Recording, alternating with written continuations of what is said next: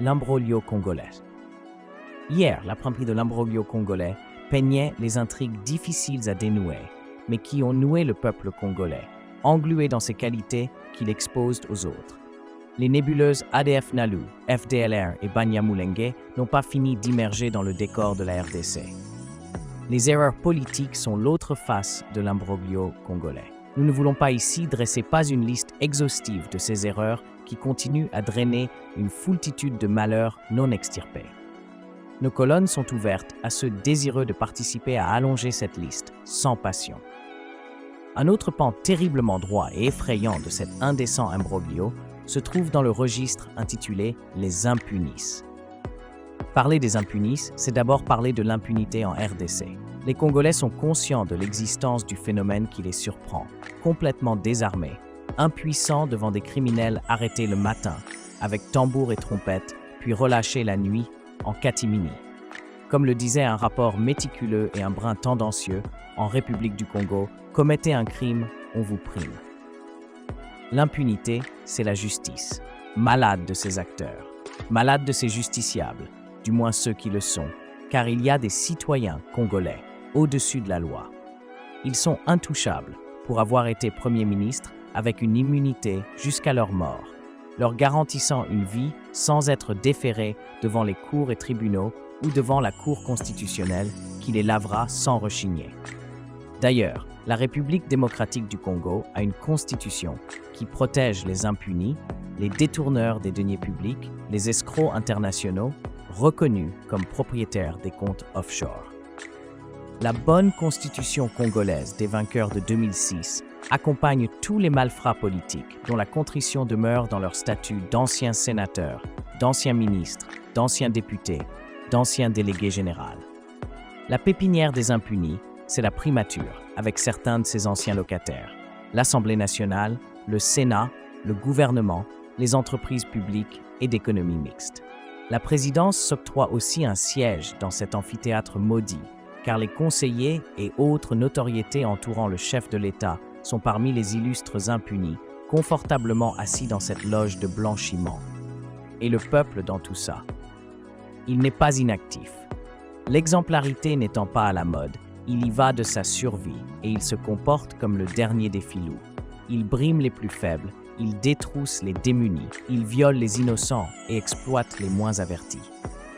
Ce peuple regorge des civils paupérisés, des élèves abandonnés, des étudiants débrouillards, des ménagères infidèles pour nourrir leurs familles et malheureusement, des agents de l'ordre. Des policiers errants et sans le sou, des militaires délaissés et négligés par l'État.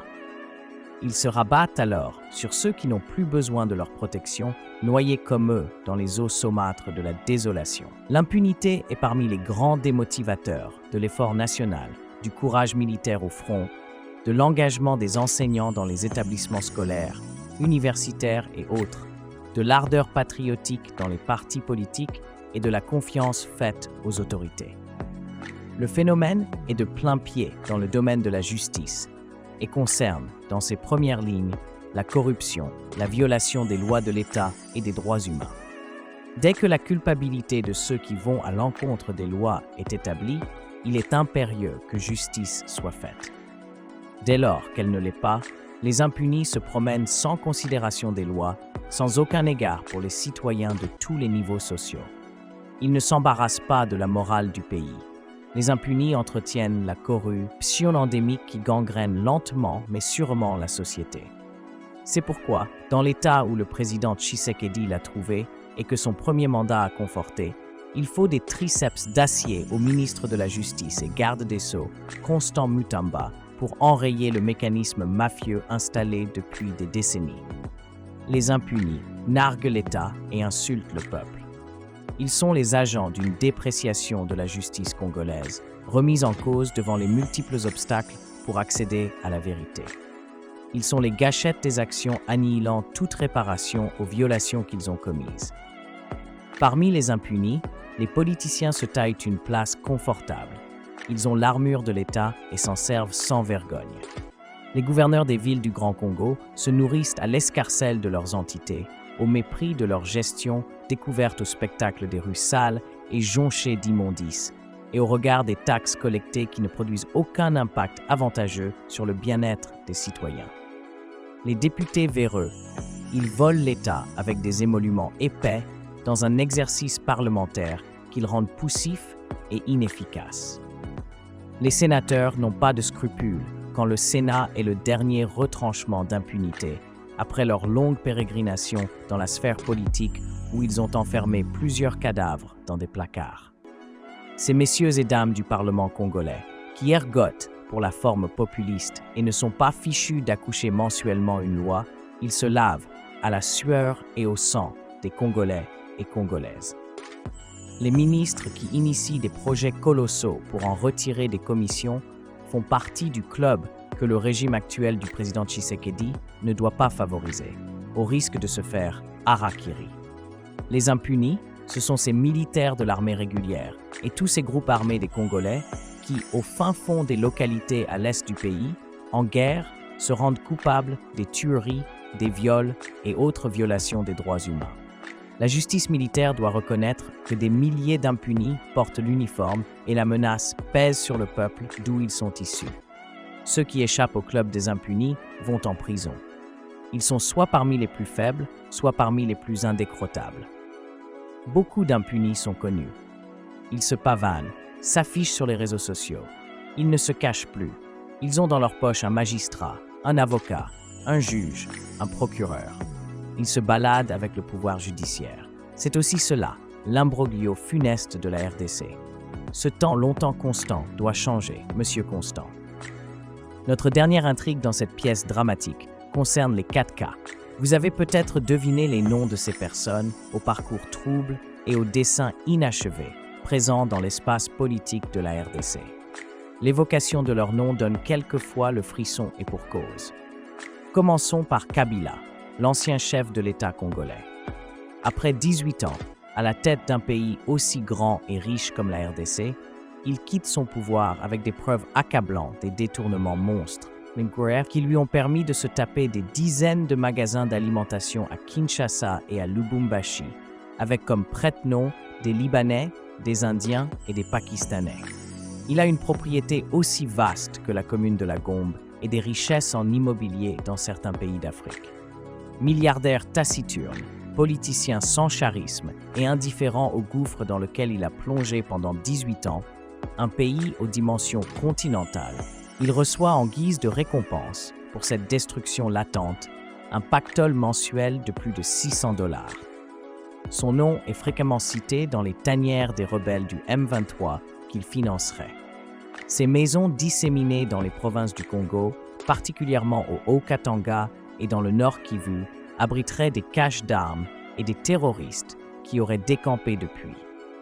Tout cela n'est pas du ressort de l'anecdote. Son autre exploit a été de retenir la dépouille d'Étienne Tshisekedi, loin de la terre de ses ancêtres, et de faire de son fils un partenaire. Le deuxième cas est M. Katumbi. Candidat malheureux aux élections présidentielles de 2023, il ne s'affiche plus, ses ambitions ayant été revues à l'annulation pure et simple. Dans sa propriété de Kashobwe, il rumine sa déconvenue politique par des apparitions sporadiques sous des manguiers verdoyants. Katumbi n'est pas étranger au décès de l'industriel Kabasel et Pousse-Café, dont il aurait exproprié la mine de Rouachi. Le journaliste Kadiombo aurait trouvé la mort après avoir dénoncé toutes ses activités mafieuses. Sans langue de bois, quand il s'agit d'inciter aux manifestations anti-Kassaïens, M. Katumbi se cache derrière une bigoterie qui ne trompe que ceux qui ne le connaissent pas suffisamment. Après sa débâcle politique, ses lieutenants quittent, un à un, une embarcation qui a pris eau de toutes parts. Ils ne veulent plus rester ensemble avec un homme dont la duplicité est bien connue. Le troisième cas s'appelle Kamer. Les Congolais l'ont surnommé Caméléon, et il mérite bien le nom. Après avoir insulté publiquement le père, le voilà dans un tandem politique avec le fils. Sa direction au cabinet présidentiel est truffée de morts suspectes des conseillers, parmi les plus intelligents du chef de l'État. Reconnu responsable dans la dilapidation des fonds pour plus de 57 millions de dollars, il est jugé dans un procès public et médiatisé. Il ne perd pas de sa superbe pièce contre pièce il démonte la machine judiciaire et paralyse ses avocats.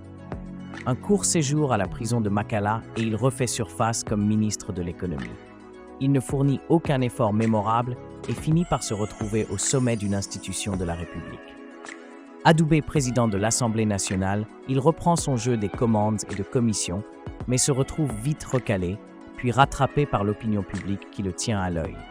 L'homme n'en a cure et attend la prochaine occasion. Peut-être les présidentielles. Un caméléon, c'est du mimétisme, ce n'est pas du jeu. Le quatrième cas est Kabouya, l'actuel secrétaire général de l'UDPS. Il accède à ce poste grâce à un valeureux et loyal parcours de combattant. La victoire de Félix Tshisekedi le met aussi sous les feux de la rampe. Il siège sans complexe avec ses pairs de l'Union sacrée. Nommé informateur, il fait une ronde qui le replace dans l'échiquier politique national par ses talents inconnus dans les faits, pour parler. Mais l'homme aurait un autre pendant peu agréable, d'après les combattants de son parti. Ils le trouvent moins regardant de leurs revendications et plus préoccupé de ses intérêts personnels. Malgré les appels à de nouvelles réformes pour un parti présidentiel qui perd de sa contenance et de son attirance, Kabouya n'en fait plus qu'à sa tête, ce qui ne plaît plus aux combattants. Certains le soupçonnent d'être à la manœuvre pour un éclatement futur du parti après le second mandat du président Tshisekedi. Nous sommes à la fin de ce double podcast plus descriptif que discursif. Il ne débouche pas sur une conclusion, mais sur un constat. Celui du destin lourd, complexe et sous menace de la RDC par d'autres pays. Celui de ses malheurs par ses propres fils et filles qui profilent maladroitement son destin. Il revient à chaque Congolais et chaque Congolaise de ne point lâcher prise et de s'assumer dans sa sphère de conscience et de responsabilité. Au revoir et au prochain podcast.